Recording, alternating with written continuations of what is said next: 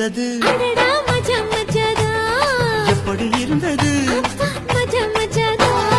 முதலில் என்னை தொட்ட போது எப்படி இருந்தது அடடா மஜா மஜாதா முதல் முத்தம் தந்த போது எப்படி இருந்தது மஜா மஜாதான்